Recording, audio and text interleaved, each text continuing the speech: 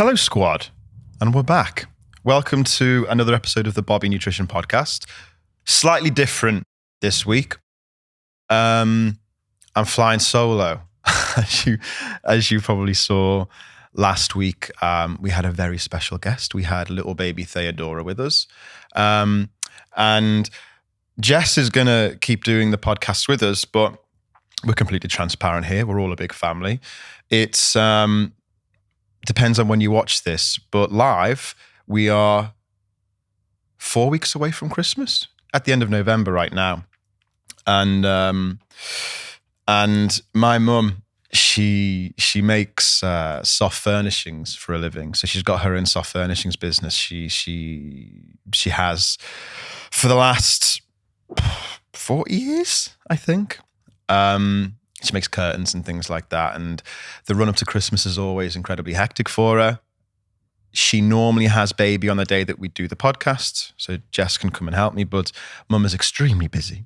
So Jess is looking after baby at the moment. So what I've decided to do is let's see how it works. But this could be how we make things work moving forward in terms of flying solo. 2 segments, I believe. Let's see how it works. You guys give me feedback, comment any thoughts. If it does work or it doesn't work, it's all feedback. It's all objective. And I asked a lot of guys in my Facebook community, what would you find really valuable? And a lot of people private messaged me, actually. And the way that I'm thinking it could really, really work is, well, what really makes this valuable for you? What can you get from this that you can't get from anywhere else? And I've said this before. I owe a lot to TikTok. TikTok is great. But it's still 30 seconds. It's still 60 seconds. I know you can get longer now, but you know, the reality is that it's creating a very short attention span in the average consumer. Whereas YouTube, it's perfect for the likes of myself because I can just go on and on and on and on and on. So what's quite clear to me from you guys, but in my own opinion as well, is that why not go deeper than TikTok? That's what you want, right? You get something like, if you look at a lot of the comments from TikTok, there's lots of thanks, that's really good. What next? And I'm not going to put that in a comment. It's ridiculous. So that's what I want this to fill that void. So I'm not sure what we'll call it. We'll call it Diving Deeper with Bobby. Deeper than TikTok. That's my preferred favorite. Maybe we'll do a little poll on Instagram or something like that. So we'll start off with that segment. So what I'll do is I'll take a video that's done relatively well, or any video on TikTok or Instagram on Reels, and I'll go deeper. So what did I really mean by it? How can you actually apply it to your life? How can it actually make a difference? That's segment 1. Segment 2, I think we'll do a simple Q&A. And this is where, if you've come here from TikTok, for example, this is my prompt to you to go and join my free Facebook community. Because if you're a part of my free Facebook community, then you can ask these questions. I can give you a shout out and, answer your question live here. So that's how I think flying solo can work for the time being. But we'll play it by ear. So without further ado, one video on TikTok last week did quite well. What was it called? Are you cruel to yourself for being overweight? And I think this one was maybe like 16 or 17 seconds long. And the premise behind it was, well, when you are mean to yourself and you say these mean words, and I'll pick on the words that I used actually, because a couple of people in the comment section picked me apart. So, do you call yourself lazy, weak, fat?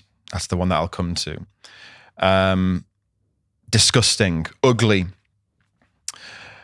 And from a psychological perspective, if that's what you're saying to yourself, you're not actually saying that to yourself, you're saying that to, and we can call this version of ourselves, we can refer to it in different ways.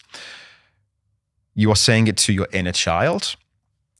To some of you, that terminology might be quite off-putting. It sort of sits on the relatively spiritual side of things, and that can be a bit for a lot of people. Or we can be a bit more clinical with it. And this is the perspective that I take, which is that if, no matter how we speak to ourselves today, whether we're being cruel, if we're just not being nice to ourselves, we get very caught up in right now, which makes sense. And a lot of people in the comment section said this as well. Like, no, I'm saying that to me now. What are you talking about? What are you talking about, you utter moron? And I get that. That's the perspective that I used to take. And I think that when we say things like this, you're speaking to the younger version of yourself. You're speaking to that little girl who didn't stand a chance. It sounds like you're passing blame. It sounds like you are relinquishing responsibility from any action that you might need to take, whether that be towards weight loss, whether weight loss isn't a priority and you want to take steps towards just general self-development. It sounds like you're passing the buck. And that's not the case. It's quite the opposite, actually. And the reason that I will say, well, you're not talking to yourself right now, you are talking to that younger version of yourself, is because I'm speaking about that from a perspective of our nervous system and a perspective of our subconscious mind. And when I use those terms, I'm trying my best to help you see it from, a more clinical perspective, as opposed to this, let's say, so-called woolly perspective, because that's the camp that I used to sit in. It's the camp that, like my dad sits in it, for example. Like I have this discussion with him often, not about this topic in particular, but about a lot of what I talk about. And he switches off quite quickly. And I get it. I completely understand. Many people do. Because there's a bias that these individuals will hold. There's a bias that the previous version of myself used to hold, which is that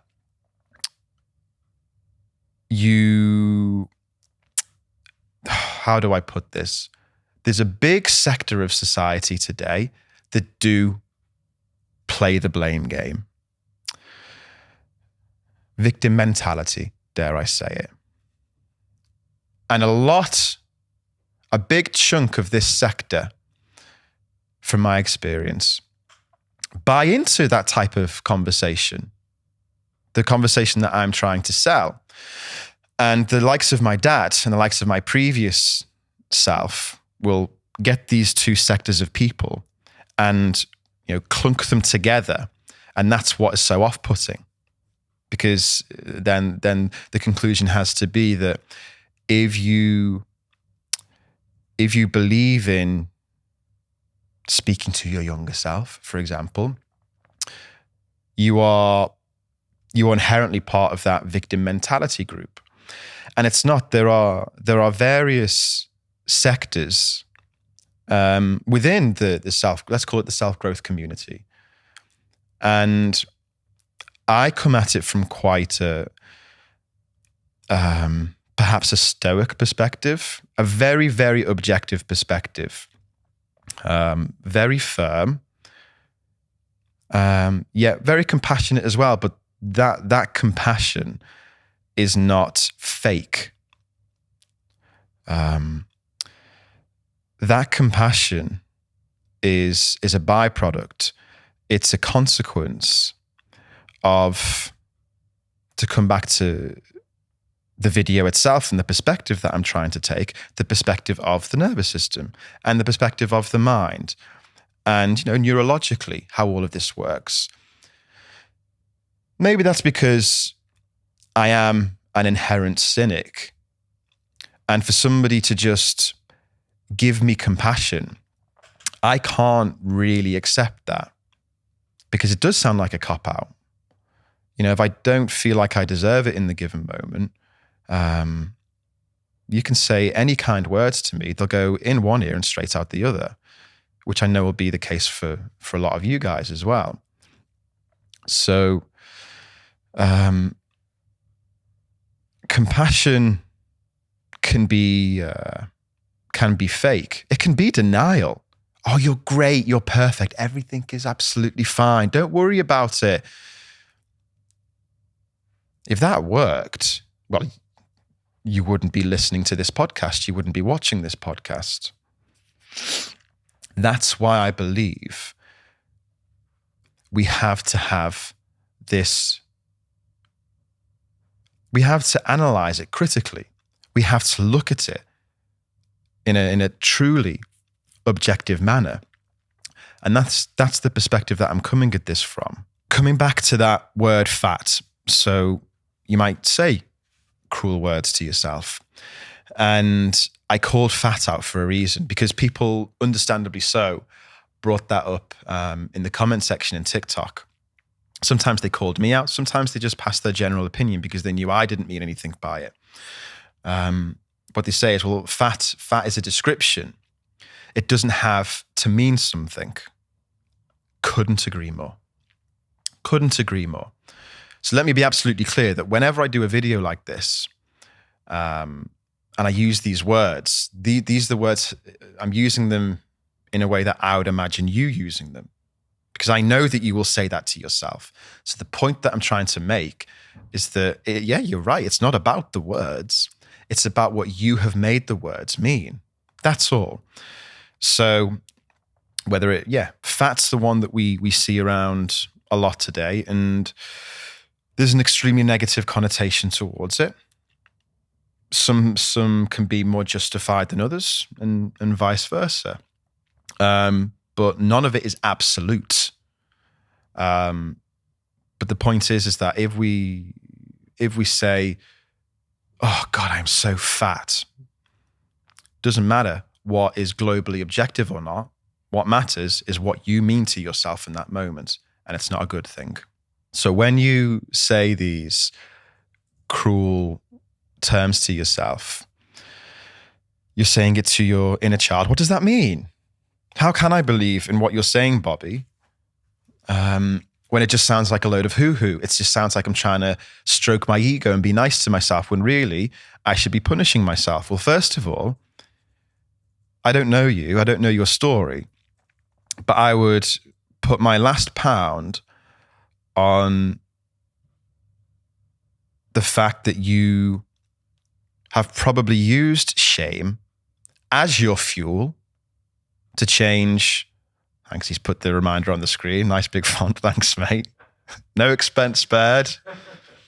I would put my last pound on the fact that you frequently talk to yourself in a shameful way. And my question to you would be, how has it worked so far? Probably not so well. Again, you wouldn't be listening to me right now. So we have to take a slightly different perspective. We have to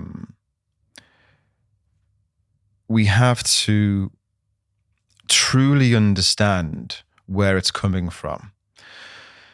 So when we're young, when we are anywhere between the ages of 4 or 5 to perhaps around 15 years old, this part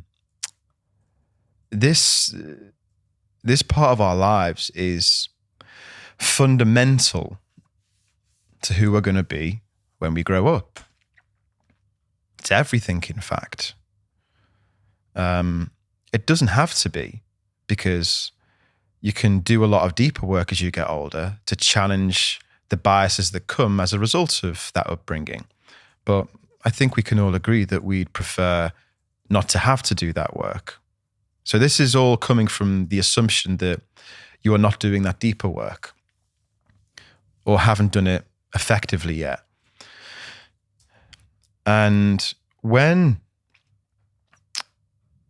we are shamed, and it is going to be by mum and dad, it can be through it is through who raises us, but the majority of the time that's mum, dad, and our environment comes into that as well. But yeah, mum and dad are where it's going to be most prominent. And a lot of people as well will say, well, I had a good upbringing.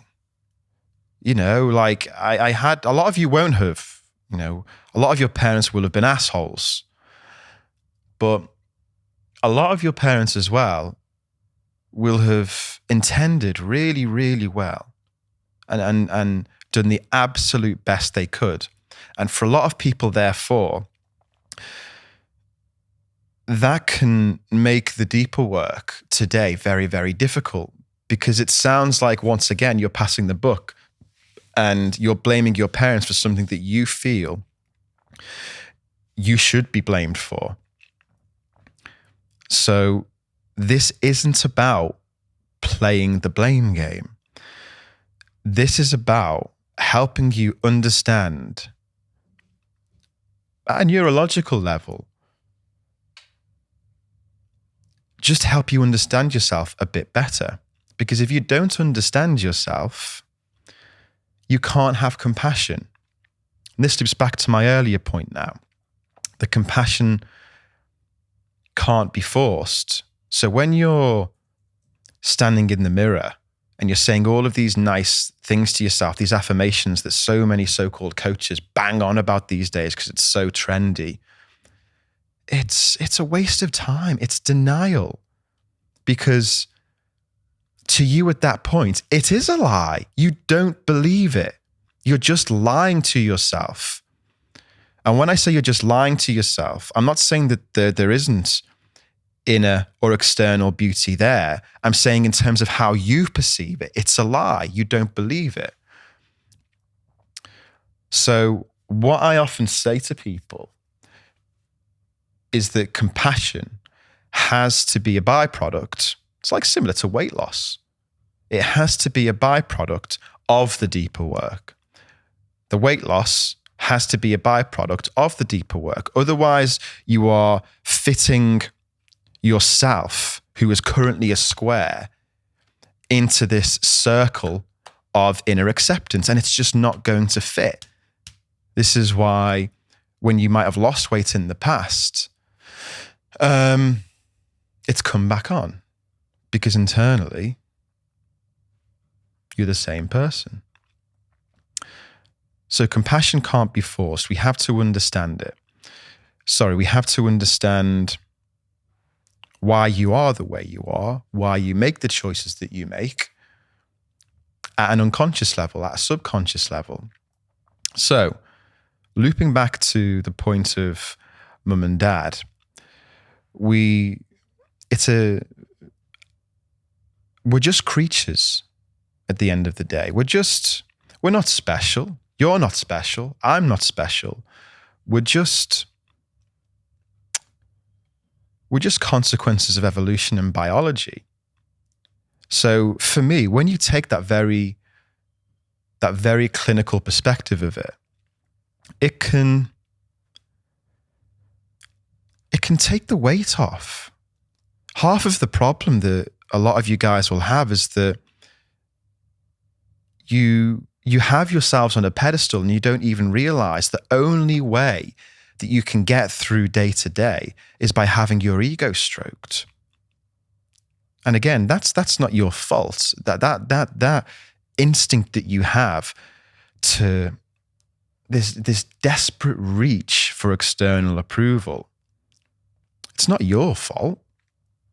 It's your responsibility to manage, but it's the reason it's there to begin with. This lack that you feel is absolutely not your fault. So we are this biological consequence of evolution. So what does that mean as children? Well, it means that if we think back to our Paleolithic ancestors, those children weren't surviving very well. So we developed this thing called instinct. We can call it fight or flight. That's what you might understand it to be today, our survival mechanism. Because when we didn't have that, when our emotional brain didn't have that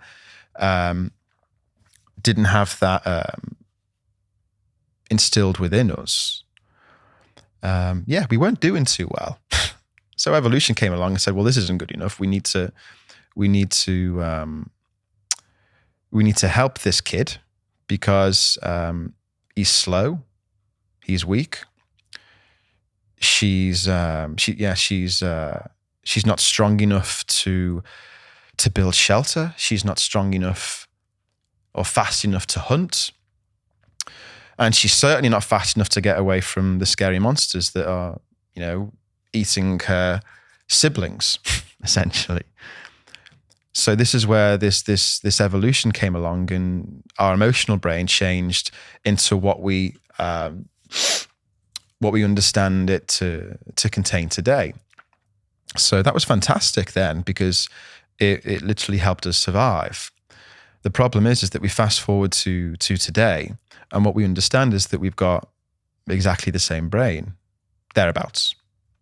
We've essentially got the same brain, at least at the emotional level.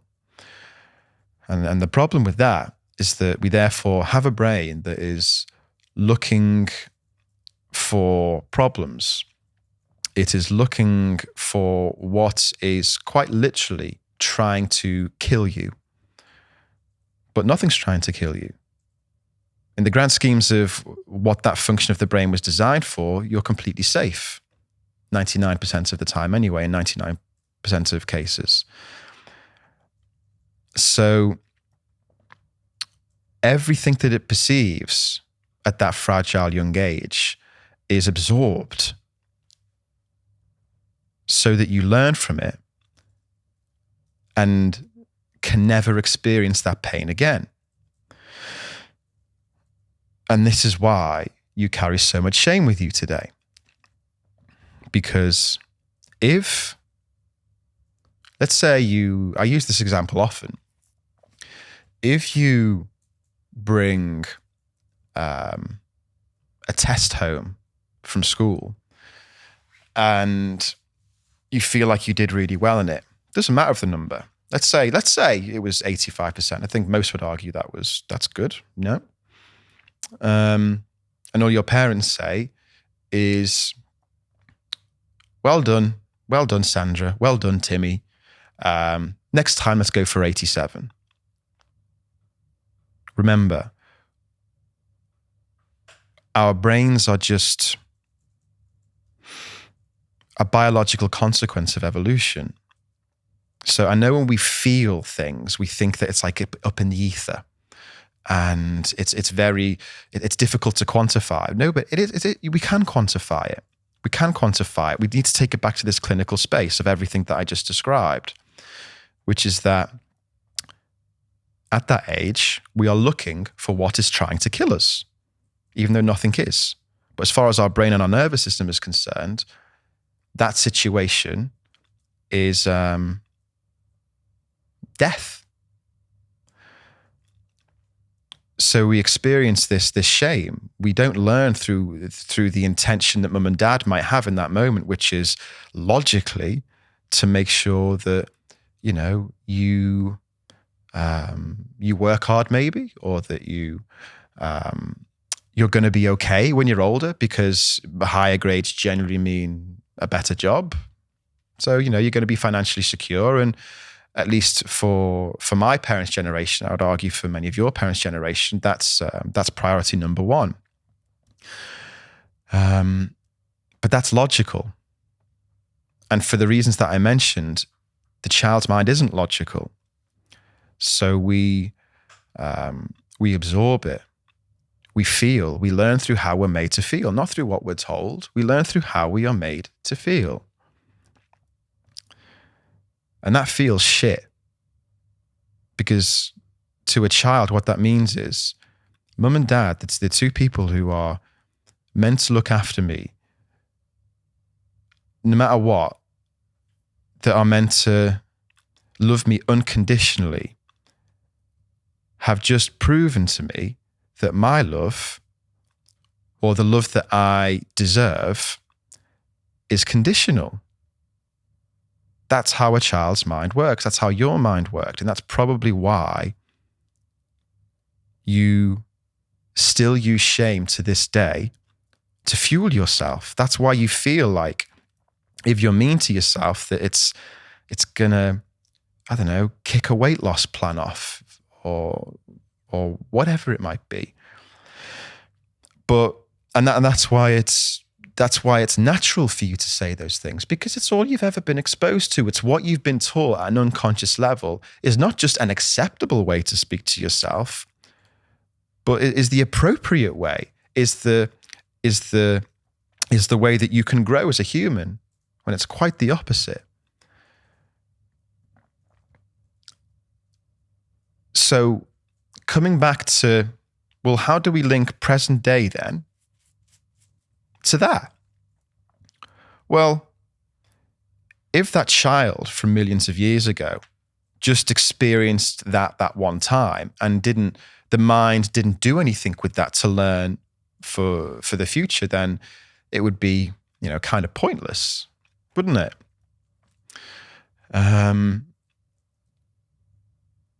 So what it does is, it has the experience. The mind goes, hold on, that was terrifying. Don't want to go through that again. So it buries it in the subconscious mind, in the emotional brain. So as to never, or when that trauma, when that scary monster rears its ugly head, as soon as you hear a rustling in the bushes, you can run. You can do what comes natural. You can do what is instinctive. And again, that was fantastic millions of years ago, but if we fast forward today to you, that's exactly what you've been doing for the last 10, 20, 30 plus years. Is you've been exposed to this trauma, and it is a trauma. This is a very important point as well, is that because it's not so-called significant trauma, because it's not perhaps physical abuse, for example, you might say that it's not trauma, or that other people have had it worse, or that people might have had it worse. Doesn't mean that it isn't trauma. Everyone's got trauma. Absolutely everyone. Because of how sensitive that mind is at a young age. So when you experience that moment and mum and dad disapprove in some way, or at least that's how it feels, because you didn't do good enough in your test, you carry that with you then for the rest of your life to protect you from the same type of pain ever happening again. That's why shame fuels you. So when I say in the video, you are talking to your younger self, that's what I mean. As far as your nervous system is concerned, it is still reacting to the trauma as though it was here in this very moment. I'll always say, we ask this to our clients often, what does this situation remind you of? Because when you're reacting to yourself in the mirror, when you're reacting to somebody saying something mean, when you're reacting to having so-called failed because you've overeaten on a Sunday, you're not reacting to you're not reacting to the situation right in front of you. You're reacting to what this situation in front of you reminds you of. They are two entirely different things. Two completely different moments in time. So that's what I mean. Now, you could say that that's maybe that takes the romance away from it. I think quite the opposite. I think that once we then understand that, we can finally have some compassion for ourselves, because then we understand, don't we? All of these times that you react, all of these times that you're so angry with yourself, and then you're angry with yourself for being angry with yourself, or you're anxious about your anxiety, and it goes round and round and round. This is what Mark Manson refers to as the negativity feedback loop. That's where you can kind of nip that cycle in the bud. You can stand back and say, hold on, this isn't, I'm not reacting to the situation that's in front of me. I'm reacting to what this situation reminds me of. Half an hour. All right, team. So that's half an hour. So segment one, I think like moving forward, what I'll do is I get those really cheesy kind of segment one, and then segment two. Segment two is, do I want to call it a Q&A? It is a Q&A, to be completely honest. But yeah, well, I hope that was useful, first of all. Feedback, please, for God's sake. If you don't give me feedback, I don't know if it's working or not. So drop a comment if you're on YouTube, drop a comment there. If you're on Spotify, give it a like. And let me know if that works. I think that's really effective. I think that's really helpful personally, but you let me know. So in terms of what we want to do next, what we'll do is let's go into the Facebook community. So let me repeat a point that I made earlier, which is that if you want to truly benefit from all of this, join the Facebook community. It's called the Bobby Nutrition Community. So, it shouldn't be too difficult to find. There's only one, as I understand it.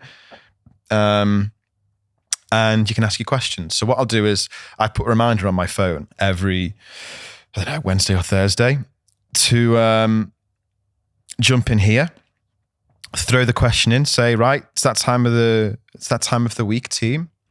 So ask your questions and I'll pull them up in the group. And this week, where is it? Where's my question? No, there it is. So there's a few that have come in, but first come, first serve kind of deal. But I think this is a very good one. So this is from Martine Singer. And Martine has asked, hi, Bobby. I listen to your podcasts and find them very interesting. Promise I didn't just add that in myself. I'm not overweight, but have put weight on over the last year due to hormones/menopause. I'm finding it hard to come to terms with and get angry with myself. Something I'd be interested to hear about is how women like me, 50 to 55 years old, come to terms with weight gain but are not overweight. It can be distressing mentally. How do we deal with all these changes and not beat ourselves up daily about it? I know I'm not the only one that's finding it hard, I'm sure. Would love to hear your take and thoughts. Hope this makes sense. Thank you very much. Smiley face.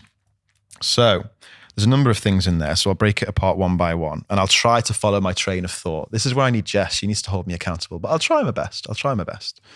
The first thing that I want to pull up is that she says she isn't overweight.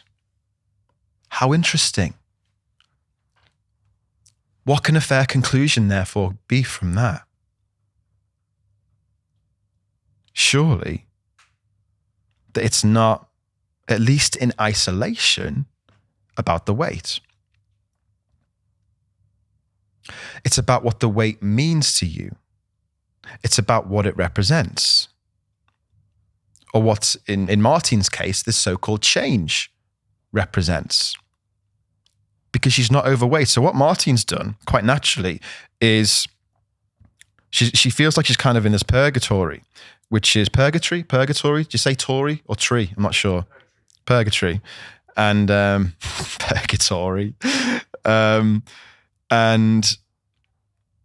it's as though, because she's not overweight, she doesn't deserve to feel this type of pain.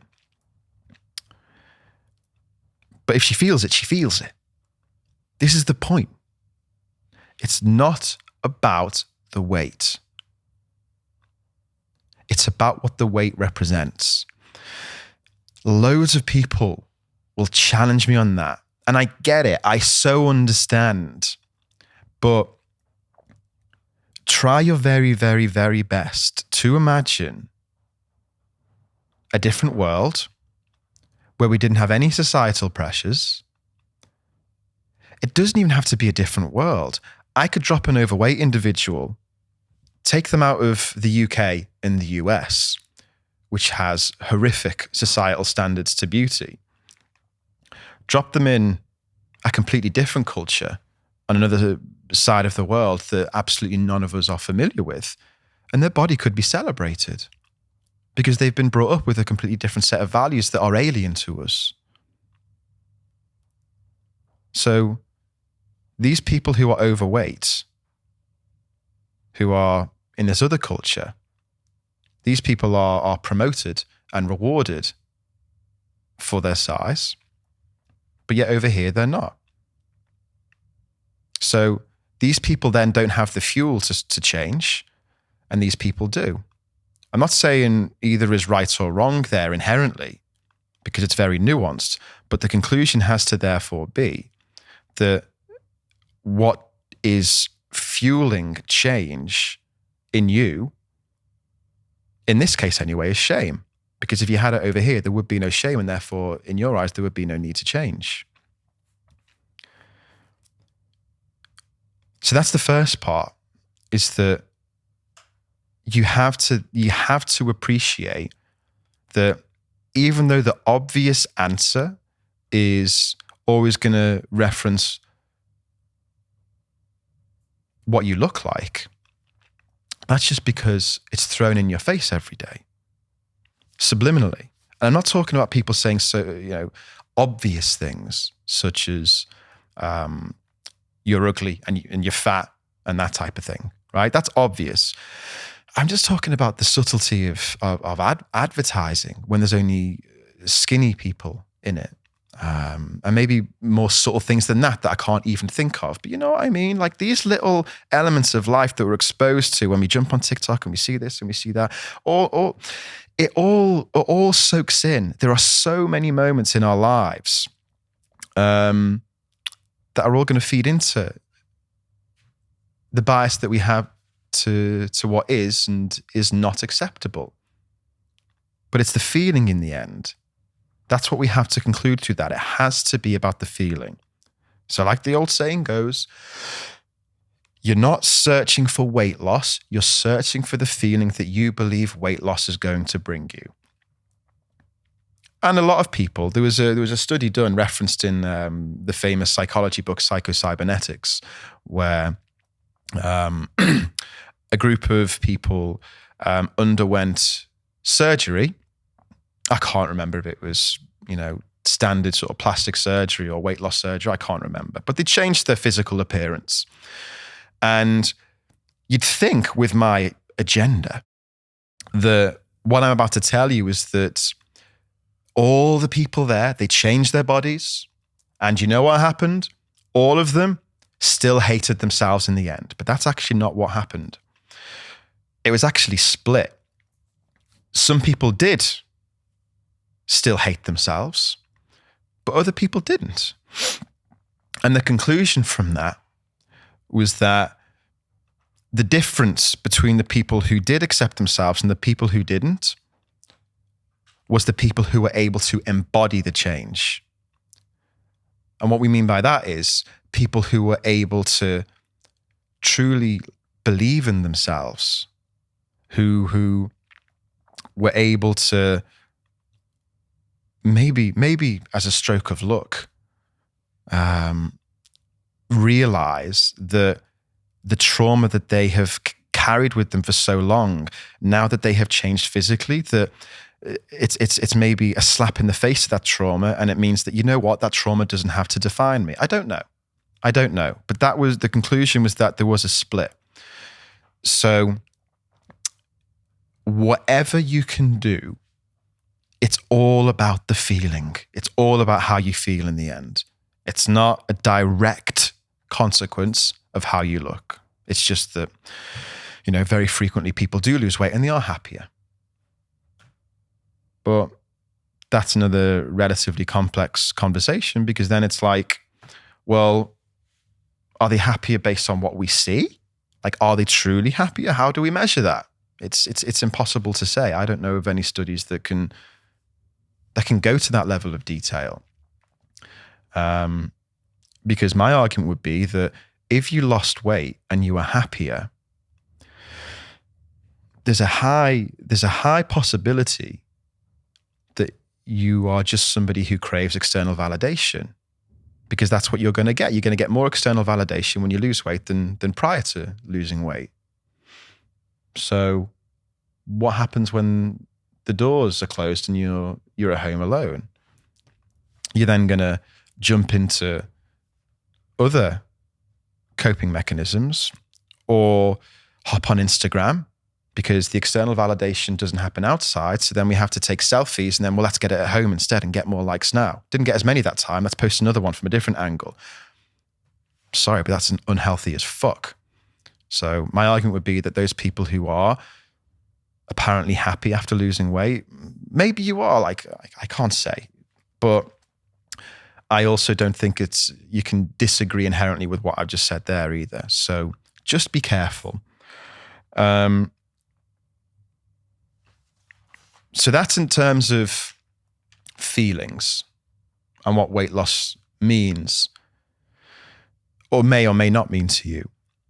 The other part, therefore, is that changes are natural. That's hard, especially physical change, because we're constantly reminded, coming back to the earlier point, that we have to keep looking a certain way. And to Martine's point here, it's not because she's reached this arbitrary parameter of what isn't acceptable. She's somewhere in between. But for her level, for her parameters of what is or isn't acceptable, it's sort of breaching the unacceptable side. So how do we accept change? I think this interestingly loops back to a lot of the earlier conversation, which is compassion. And a lot of people say, just be compassionate towards yourself. And I'm just not that much of a fan of saying that, because if it was that simple, we'd all bloody do it, wouldn't we? Compassion has to come as a byproduct of understanding. So how can we understand ourselves in this moment? How can I genuinely accept who I am, as I am, in this moment? You have to challenge the biases that you're holding towards yourself. You have to give yourself evidence that you're actually safe. The reason that let's say, Martine, if you're watching this, the reason that you're asking me this question is because your nervous system doesn't feel safe. It feels threatened. So how can we, it feels uncertain. So how can we reframe that uncertainty into certainty? By putting yourself in a situation that exposes you directly to that fear, and then receiving feedback from your environment and then into your perception that, you know what? This is actually safe. Rinse and repeat. That's the only way that you can do it. You can tell yourself that everything is fine. You can write down your affirmations and say that you're beautiful. But as far as I'm concerned, if I understand your perception correctly, that would be denial. That would be denial. So we have to do it in stages. And one is a leap into that unknown, into that fear. So in this case, we're talking about body image, aren't we? So that could be, maybe you're too scared to go to the gym because you fear judgment. Maybe you overthink into what people may perceive of you and tell yourself stories such as, Oh, well, everyone's looking at me when I walk in. Like, do they think that, God, what's this menopausal woman trying to do? And the only way that you can contradict that is by repeatedly putting yourself in that situation. So then you get feedback by looking people. One of the main bits of advice I give to our clients who have gym intimidation is the entry to the gym. Because what we have a tendency to do is we look at the ground. Whenever we're anxious in any way, it's safe. So we'll look at the ground. And we do this on our daily walks, So how you hold yourself makes a big difference into feeding back into your nervous system that I am confident, I am in a good place. It's the same when you walk into the gym. So what happens is if you're looking down at the floor all the time and you're keeping yourself to yourself and you're just trying to get through it, maybe that's something you need to do the first time. But if you keep doing that, you're not allowing yourself to receive any feedback from these things that you're actually scared of, which is people's opinions. Now, I'm not saying go up to and ask everyone what they think of you. That would be borderline sociopathic. But what you can do is you can look up and about. And you look, and I guarantee you that nobody gives a fuck. But you can't know that because you've never given yourself the ammunition. You've never given yourself the data because you're denying that data by looking down here the whole time. If you're looking up here, sorry if you're listening on Spotify, I'm looking at the ground when I say that. If you're looking up here, look at people in the eye. And I promise you, they're just getting on with their own stuff. So you need to challenge the biases that you hold towards yourself. Yeah. You'll hear me say very often, gather evidence. That's what I mean.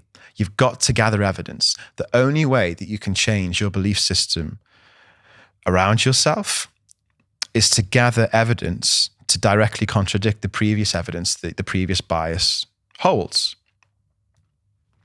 As humans, we believe what we see. We believe what we experience. Until then, everything is just a story. This is why affirmations are fine. I'm for them. I do them, but they have to be supplementary. They can't be the bedrock of your personal growth journey because you're not experiencing anything new. Cool. How long are we on, man? 48 minutes. Sweet. I'll get to 1 hour, guys. So, this is a good point I wanted to touch on. I just realized I forgot to come back to the fat word later. I'll do that at the end because it's a good point to finish on. So let's go back to the Facebook group. So what Tyra often does, Tyra is one of the Bobby Nutrition Food Freedom coaches. She asks questions in the community to help keep the community accountable, help them feel supported, that type of thing. And where have you gone? Where is it? There it is. I've got it. So I'm not going to pick on anything in particular here. It's the theme. So Tyra's put here, ladies, it's a new week. What one thing are you going to try to improve upon from last week? Awesome. So there's lots of different ones. Trying to improve my dinner, going to eat more healthy dinners, mindful eating, drink less alcohol, less caffeine. This isn't just one person. Gluten-free eating and drinking more water. By the way, you don't need to go gluten-free unless there is a medical condition that requires it. You do not need to go gluten-free. There is no inherent benefit to it. Trying to have a better sleep routine because I'm not sleeping well and I know it will affect everything else that I do. Yeah, cool.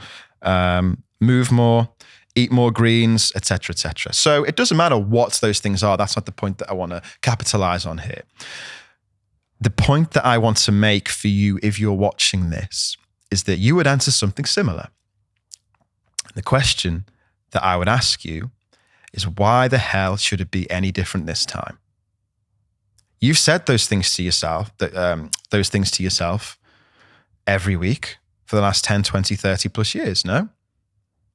And the reason that you're probably interested in what I'm saying right now is because it hasn't worked. Therefore, you have to be doing something differently. And the main thing that I think people miss when it comes to trying to develop a new habit, by the way, buy James Clear's Atomic Habits, fantastic book for habit formation, especially if you're a doer, and there's lots of research in it as well. So when there's research in it, that really helps me sort of buy into something. Maybe you're the same. But for me, when it comes to any form of new habits, like James says in the book, actually, if I remember correctly, is that everything is emotionally driven in the end. Everything. It's where the blood flows. The blood flows to our amygdala, to our emotional brain. So when anything happens, situation happens, then blood flows to the amygdala first. We react emotionally. And it doesn't have to be like this excessive emotion. It doesn't have to mean extreme sadness or happiness. It's just what we call, you can call it the subconscious mind if you'd prefer. But what we do is we try to just tackle it logically. So what we'll say is, okay, well, this week I want to eat more mindfully. So what I'm going to do is I'm going to watch, let's pick a different example, because this is what the most common theme is. I want to eat more healthily, if healthily is a word. I want to eat more healthy stuff. Okay. So what do? We buy loads of so-called healthy foods. I hate that term anyway, but conversation for a different podcast episode. Buy loads of healthy foods and whack them in the fridge. Put a meal plan together. Maybe you even purchase a meal plan. So you're investing in yourself finally. Awesome. And 1 week goes by and you're back to square one. Because you haven't taken into consideration who you are as a human, how you react to situations. Eating healthily or eating healthy, is healthily a word? I think so. Okay. Eating healthily is, it's a wonderful notion, but sometimes it's just not practical. Emotionally anyway. So what you actually need to do is you need to, whatever the plan is, whatever this new logical plan is, instead of just looking at your time schedule and maybe doing things at a different time or replacing one thing with another, these are practical solutions. And practical solutions don't work for emotional problems. We've got to have emotional solutions. So what I would say is, if you've got a practical solution in place, I want to eat more healthily, I want to eat more mindfully, I want to get more steps in. Don't just put in your diary more steps because there's a space there in the diary. What's happening before the steps? How do you normally feel at that point of the day? Do you normally feel like you're going to be, inspired to walk it that day? Maybe you are never, ever, ever, ever going to walk in the rain. Check the bloody weather forecast. Just try to take an extra step and go a level deeper behind, well, what are the potential emotional ramifications that could happen by me slotting this new task in at this point? And that takes practice and it depends on the situation. But if you take that extra level of detail, emotional detail, well, two things. It'll make it more likely to happen because you understand the situation a bit more than you did before. But two, it creates a deep level of awareness as well. And that's what we're all doing this for, So awesome. There are more questions, team, but I'll answer them in the next podcast episode. That was a good one. I like that. You let me know how it went though. Flying solo. I enjoyed it. How long was it in the end, Jake? About 55. Yeah. I enjoyed it too. Yeah, thanks, mate. I like I said, I can quite happily talk for a while. But yeah, thanks, team. If you're watching this on YouTube, please like, please comment, because without that, it doesn't go anywhere. And, it makes life tough. It makes life tough for all of us. Makes life tough for all of us then. God, couldn't get my words out. And Spotify, yeah, subscribe, follow, all of that jazz. Apple Podcasts were on there as well. But I think a big prompt for you guys is that, especially if you want your questions answered, and if you just want a bit of support as well, join the Facebook community. It's completely free. It's a no-brainer. I regularly come in there and we do webinars, which are completely live. We don't record them. We don't share them afterwards to anybody else. It's nothing like that. It's there for you as a valued member of the free Bobby Nutrition community. So go into Facebook, search for the Bobby Nutrition community, and I'll see you in there. Take care.